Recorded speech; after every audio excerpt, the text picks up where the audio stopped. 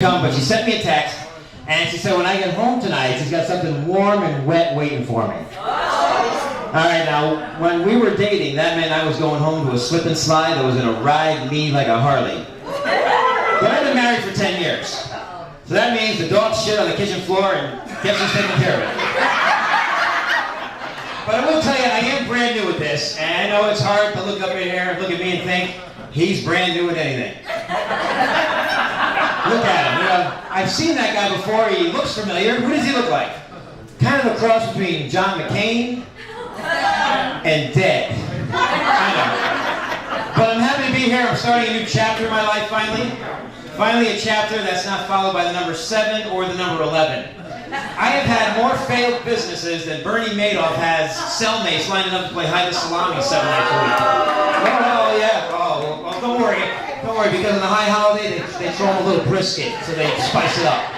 But anyway, my investors, they have a nickname for me. They call me the man with the Midas touch. But when you try comedy at my age, you got to try and like fast track to the big time. So about 2 weeks ago, I went to New York. 2 weeks ago, went to New York to audition for something.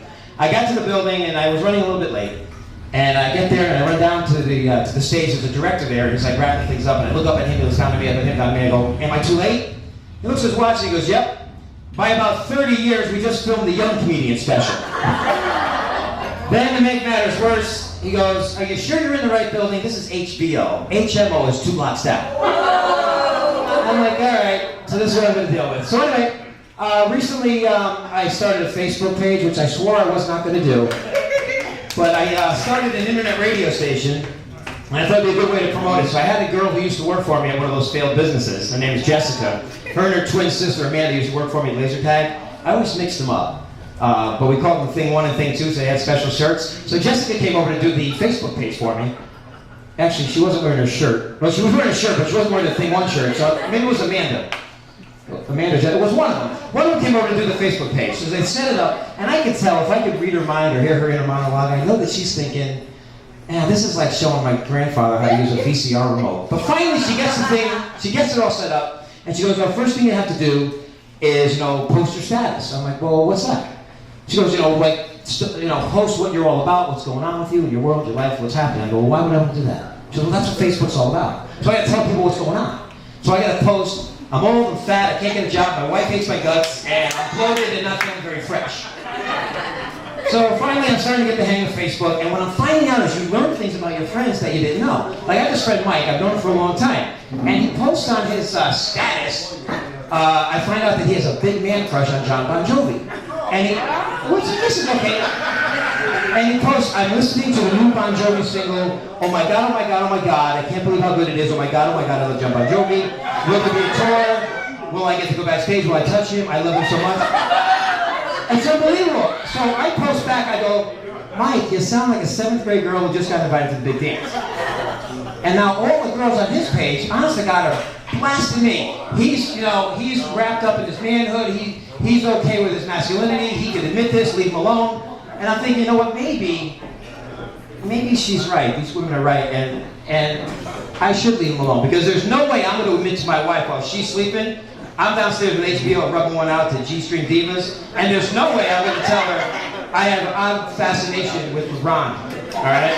That's my man. So, everybody I guess has their own man crush, but it's good to be in front of some live people for a change. I've been practicing at home in front of stuffed animals and dolls and things like that. And when you practice in front of the stuffed animals and dolls, you don't think you're going to get a reaction, but at my house it's really weird. Like, you're bombing when Woody from Toy Story gets up and goes next door to Sid's house. Because he'd rather have an M80 shoved up his ass, and he's thrown into a billion pieces, get blown up, rather than hear what I have to say. And you can kind of overhear Barbie trying to negotiate with Malibu Ken. I'm like, Barbie, you're offering Malibu Ken a blowjob just to get away from me? And Ken's taking it? Because he's going to, wait, you're going to give it to G.I. Joe? No wonder Joe's smiling. I thought he was smiling because he liked my show. But I finally got to practice a little bit in front of my daughter Ashley, who I love very much, and she's 20, born on my birthday present, right? Talk about the gift that keeps on taking. But not from me, from her mom, because like I said, my business is all failed. But I practiced in front of Ashley, and does anybody here have children that are in their 20s or older kids? Tell me if I'm wrong. She watched me for a little bit, and she said, it doesn't suck as bad as I thought it would. That's a huge compliment.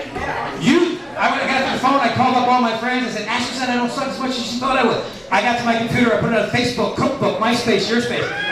I actually took out an ad on a Jamaican man's penis. And I'll tell you why. Because these are ladies, men and some women will see it, but some guys will actually see it too. So, where are you from? Jamaican man. Really? Holy shit. Oh, I see Ashley thought her dad's comedy didn't suck as bad as she thought it would. Yeah, man, and I've got the HBO full lineup on the other side. So I'm driving up here, and I'm noticing that people are texting while they're driving, which really scares me, you know. I don't use texting now that much, except in social situations. Like if I'm out with my wife and I want to talk about the people around me without them knowing. But sometimes it can backfire. Like, we're at a Little League game, and I'm texting over to Lori. The other team's coach is a real asshole, and he kind of looks like Peter Griffin from Family Guy. And what size man bra do you think he's wearing? And the woman behind me on the bleachers looking down at my phone screen is his wife. So it can backfire. But in some cases, it can be fun. Like, we recently went back to church, and I'm not much of a church person because I haven't been there in a long time, and I don't know when to stand or sit or kneel or any of that stuff, and I'm not really big on the, you know, peace be with you. Can we just like fist bump or, you know, give a thumbs up, something like that. So, you know, I'll text my wife something like, suggestions, like there's a really long line for communion. How about a drive-through? The game starts at 1. You just get through this a little bit quicker, you know? But I'll tell you that I have been married 3 times, and I haven't figured out yet whether I like gaining relatives or losing property. But my anniversary's coming up. Whether or not the third was a charm, the jury's still out. But the first time I was married to an Italian princess, second time I was married to a Jewish princess, and you'd think they'd be different, but actually it was similar, and I'll tell you how. When I was getting ready to marry my second wife, the Jewish princess, you find out all about it in the pre-engagement meeting with your future mother-in-law. Cocktail in one hand, cigarette in the other, 4-inch ash. How's your tuna? Mine's a little dry. Yeah, no shit. I gotta tell you, you're totally wrong for my daughter. I had such bigger things in mind, a doctor, a lawyer, a house in the Hamptons, a party at P. Diddy's house. Hey, he lives next to Spielberg. Maybe we'll get over there. But then you come along, and all of a sudden she wants to marry you. Look at you. A divorced Catholic, got a couple of rugrats, you work in radio. What are you making, 85, 90K a year? It's chump change. But you want to marry my daughter, so I'm going to give you some advice. You're marrying a Jewish girl. If you clean the house, you're going to get a blowjob. If you clean the toilet, she's going to swallow. I'm like, all right. So 6 months go by, we have the cleanest house on the block. And the toilet, you can eat off it. Do I have the cleanest pipes? No. I was punked by my mother-in-law. So I want to talk to her, but she's down in God's waiting room, Boca, for 6 months. She finally comes back, and I go, I need to talk to you about this. And she's like, you're such a horse's ass. Listen, Meatball, I only gave you that line because I wanted my daughter to have a clean house and not have to lift a finger. You fell for it for 6 months. Everybody knows. A Jewish bride is smiling on her wedding day because she knows she's giving her final blowjob. I have to tell you that my tuna's getting a little moist over this story. So she got me good on that. Now, here's why we're similar, because the Italian princess will never, never, never give you head, but she makes great meatballs. But that doesn't make sense because she likes sausage, but not the sausage. So you say to her, you know, come on, just try it. Please try a little bit. No, just try it. No. And you're trying to try it, like, no. She goes, they're like, you taste that. How do you like it? You like it. You try it.